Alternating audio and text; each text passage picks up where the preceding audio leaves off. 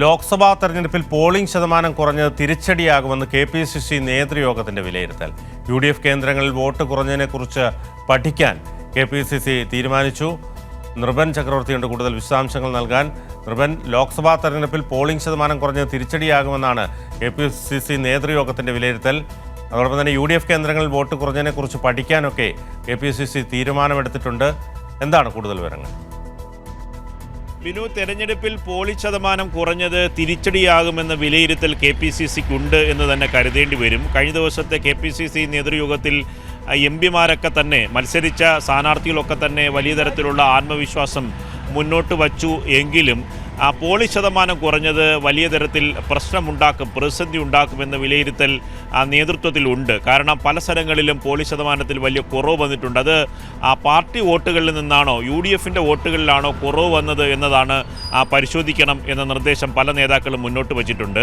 അതിൻ്റെ കൂടി ഭാഗമായിട്ടാണ് KPCC നേതൃയോഗത്തിന് ശേഷം MM ഹസൻ തന്നെ ആ തീരുമാനങ്ങൾ അറിയിച്ചത്. ഓരോ ബൂത്ത് അടിസ്ഥാനത്തിൽ പാർലമെൻറ്റ്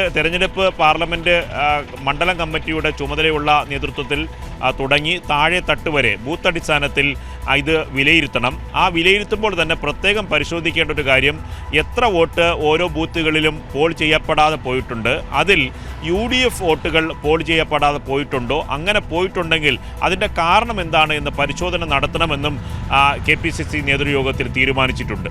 ആ വോട്ടർമാർ എത്ര പേര് വോട്ട് ചെയ്തില്ല, വോട്ട് ചെയ്യാത്തതാരെ, പ്രത്യേകിച്ച് UDF അനുഭാവികളായ വോട്ടർമാർ വന്നിട്ടില്ലെങ്കിൽ അത് വ്യക്തമായി അതിൻ്റെ കാരണവും അതും കണ്ടുപിടിച്ച് അതിനെക്കുറിച്ച് ഒരു റിപ്പോർട്ട് 24-ാം തീയതിക്ക് മുമ്പ് KPCCയിൽ നൽകാൻ ഞങ്ങൾ നിർദ്ദേശം കൊടുത്തിട്ടുണ്ട്. KPCC നേതൃയോഗത്തിൽ ആത്മവിശ്വാസം പങ്കുവയ്ക്കുമ്പോഴും തന്നെ പരസ്യമായ നേതാക്കൾ പല കാര്യങ്ങളും പറയുന്നില്ല എങ്കിലും പോളിംഗ് ശതമാനത്തിലെ കുറവ് പ്രശ്നമാകും എന്ന കാര്യം ഒരു പരിധിവരെ നേതൃത്വത്തിലെ പലർക്കും ആശങ്കയുണ്ട്. കാരണം പല മണ്ഡലങ്ങളിലും UDFൻ്റെ ശക്തി കേന്ദ്രങ്ങളിലായിട്ടാണ് വോട്ട് ചോർന്നിട്ടുള്ളത് എന്ന വിലയിരുത്തലാണ്. അതുകൊണ്ട് കഴിഞ്ഞ ദിവസം KPCC നേതൃയോഗത്തിൽ പലതരത്തിലുള്ള വിലയിരുത്തലും അത് പൂർണ്ണമായി ശരിയാകാൻ സാധ്യതയില്ല. കാരണം അവർ പറയുന്നത് കോൺഗ്രസ് മത്സരിച്ച സീറ്റുകളിൽ 4 സീറ്റുകൾ ഒഴിച്ച് മറ്റെല്ലാ സീറ്റുകളിലും നല്ല ആത്മവിശ്വാസമുണ്ട് എന്നതാണ്.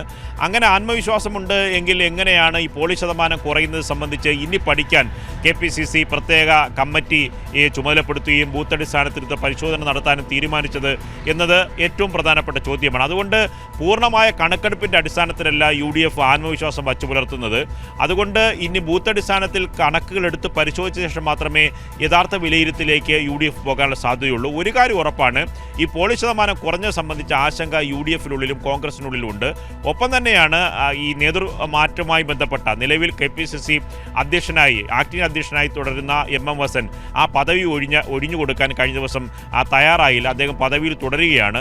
അക്കാര്യത്തിൽ K. സുധാകരന് വലിയ തരത്തിലുള്ള എതിർപ്പുണ്ട് എന്ന വിവരങ്ങൾ കൂടി പുറത്തു വരുന്നുണ്ട്. അദ്ദേഹം AICC സംഘടനാ ചുമതലയുള്ള ജനറൽ സെക്രട്ടറി KC വേണുഗോപാലിനോട് തന്നെ അദ്ദേഹത്തിൻ്റെ അതൃപ്തി അറിയിച്ചിട്ടുണ്ട്. അങ്ങനെ വലിയ തരത്തിലുള്ള പൊട്ടിത്തെറിയിലേക്ക് കൂടി കാര്യങ്ങൾ പോവുകയാണ്. ഒപ്പമാണ് പോളിംഗ് ശതമാനം കുറഞ്ഞുമായി ബന്ധപ്പെട്ട ആശങ്ക UDFനുള്ളിലും കോൺഗ്രസിനുള്ളിലും നിലനിൽക്കുന്നത്. ബിനു. ശരി നൃപൻ, ഏതായാലും കോൺഗ്രസിനുള്ളിൽ വലിയ അതൃപ്തി നിലനിൽക്കുന്നുണ്ട്. പോളിംഗ് ശതമാനം കുറഞ്ഞത് തിരിച്ചടിയാകുമെന്നുള്ളൊരു വിലയിരുത്തലിൽ എത്തിയിട്ടുണ്ട്. അതുകൊണ്ട് തന്നെ ബൂത്ത് തലത്തിൽ പോലും അതിനെക്കുറിച്ച് പഠനം നടത്താനുള്ള തീരുമാനമൊക്കെ എടുത്തിരിക്കുകയാണ്. വിശദാംശങ്ങളാണ് നൃപൻ ചക്രവർത്തി നൽകിയത്.